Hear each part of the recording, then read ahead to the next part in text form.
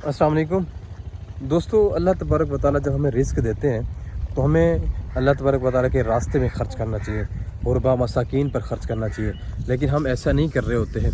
हम जो है माल इकट्ठा करने के चक्कर में होते हैं, पैसा पर माल पर बैठ जाते हैं। हमें एहसास नहीं होता कि हमारा जो करीबी साथी है गरीब परेशान है, हमारा हमसाया परेशान है, उसके बच्चे भूख से बिलख रहे होते हैं, ख़ुदकुशियाँ हो रही होती हैं, उसके ज़िम्मेदार हम खुद होते हैं। हम ये समझ नहीं रहे होते, हमें तौफीक ही नहीं हो रही होती, हमें हिम्मत ही नहीं रही होती जो है हम दूसरे के काम आएँ। ज़िंदगी में सुकून हासिल करने के लिए हमें दूसरे के काम आना पड़ेगा, और ये पैसा माल व मता हमें कभी भी सुकून नहीं दे सकता।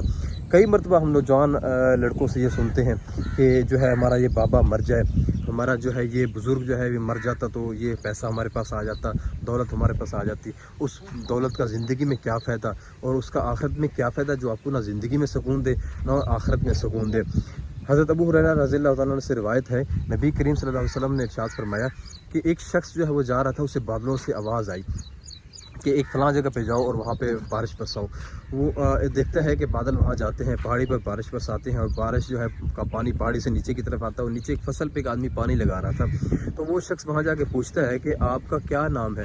तो वो बताता है अपना नाम, तो कहता है ये वही नाम तो है जो बादलों से आवाज़ आ रही थी। वो उससे पूछता है कि आपका कौन सा अमल ऐसा है जो अल्लाह तबारक व तआला को कितना पसंद है? वो बंदा बताता है कि मैं छोटा सा ज़मींदार हूँ, और मेरी जो है जब फसल होती है तो मैं उसके 3 हिस्से करता हूँ। एक हिस्सा जो होता है वो मैं अपने बीवी बच्चों घर वालों पे खर्च करता हूँ, एक हिस्सा जो होता है वो मैं अपनी आने वाली फसल होती है उसके लिए मैं रख लेता हूँ, और एक हिस्सा जो होता है मैं वो गुरबा मसाकीन पर खर्च करता हूँ।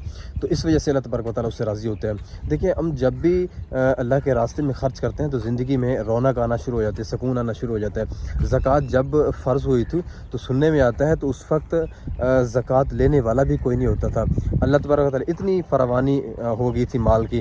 अब भी ऐसा मुमकिन है, अगर हम अब भी अगर ख़र्च करना शुरू कर दें तो हमारे ज़िंदगी में रौनकें आना शुरू हो जाएगी, ये गुर्बत ख़त्म हो सकती है। लेकिन हम गौर नहीं कर रहे होते, पैसे पर बस बैठ जाते हैं।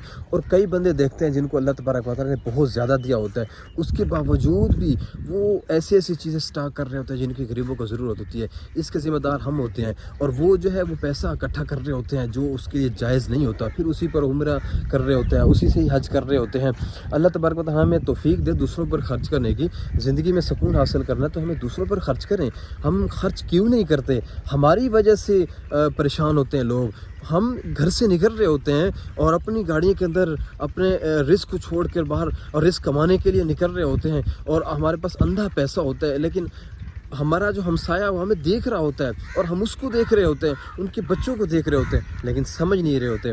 हमें चाहिए कि हमें इस तरह के बातों पर गौर करना चाहिए, हमें दूसरों का ख्याल रखना चाहिए। इससे हमारी ज़िंदगी में रौनक, दूसरों की ज़िंदगी में रौनक, और दूसरों के दिल से दुआएं निकलेंगी, वो आपकी ज़िंदगी में हमेशा सुकून पैदा कर देंगी। अल्लाह तबारक व तआला दूसरों के काम आने की तौफीक अता फरमाए। आमीन सुम्मा आमीन। जज़ाकुमुल्लाह खैर। अस्सलाम वालेकुम।